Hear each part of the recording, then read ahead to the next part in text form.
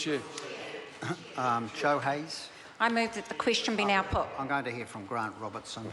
Thank you, Mr Chair, and in many ways my contribution picks up from where Stuart Nash left off, because it's perhaps a little unusual what I'm going to do, Mr Chair, but I am going to focus this contribution on one particular submission, because I think it's important that it's on the record of the House and the Minister may have something to say about this. So 3 options were considered for how to implement the GST on intangibles.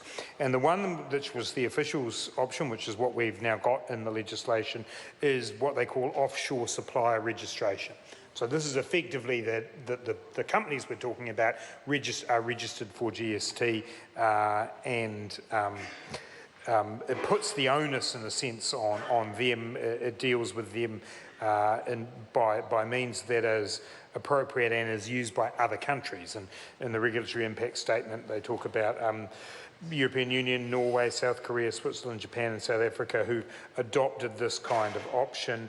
They register and they return GST if their supplies are over the $60,000 mark, and it's endorsed by the OECD guidelines. But other options were considered, Mr Chair, and in particular the one I want to refer to was what was option 3 in the regulatory impact statement, and that is the question of whether there could be a payment-based GST collection system. Now, I want to say at the outset that I'm not necessarily advocating for this, but I do think it's an option worthy of some consideration. Essentially, what is proposed there is that under a payment-based GST collection regime, when remote services are supplied, the supplier doesn't actually necessarily have to be involved in the collection of the GST on behalf of New Zealand in this case. Instead, you could actually use the bank or the payment supplier if it wasn't a bank, if it was a sort of a PayPal or somebody like that, in the country where the person is resident, and they would add the GST to the value of the incoming transaction. So how that would effectively work is that they would debit the GST amount to the person's bank or credit card and retain the GST information with the transaction for future reference. Because all of these purchases, pretty much all of these purchases, are now made using a credit card online. And obviously the GST, as it's collected, would be on-forwarded to Inland Revenue using the existing mechanisms that the banks and Inland Revenue have for working together.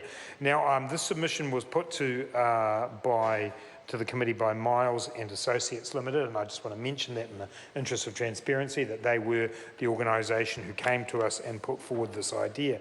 And there are some immediate benefits that it's easy to think about, which is that it's a simplified design. It doesn't require re-registration all the time.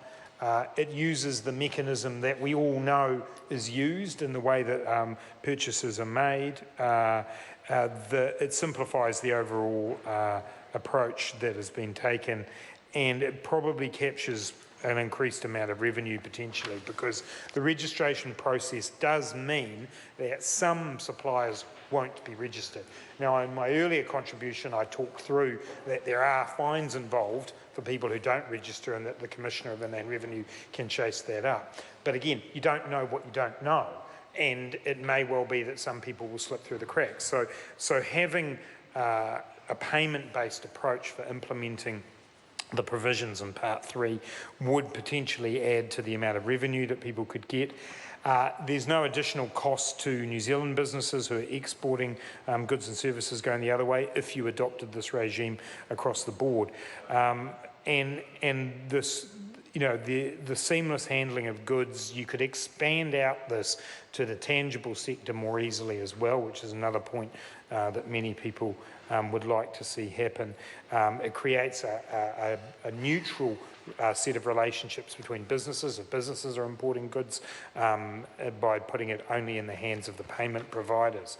Now, I'm not saying it's simple. and I'm not saying that it's even really been tried anywhere else, Mr. Chair, but it is the kind of option that as we look to the future of how we're going to create the level, fair playing field for taxation in New Zealand, that we should be considering. And it was a little bit unfortunate, and to my mind, Mr. Chair, that the submitters had in fact already submitted to us, or to the IRD, when their IRD's discussion document came forward. The committee didn't consider it in detail, and I just want to put on the record that I think it still deserves consideration.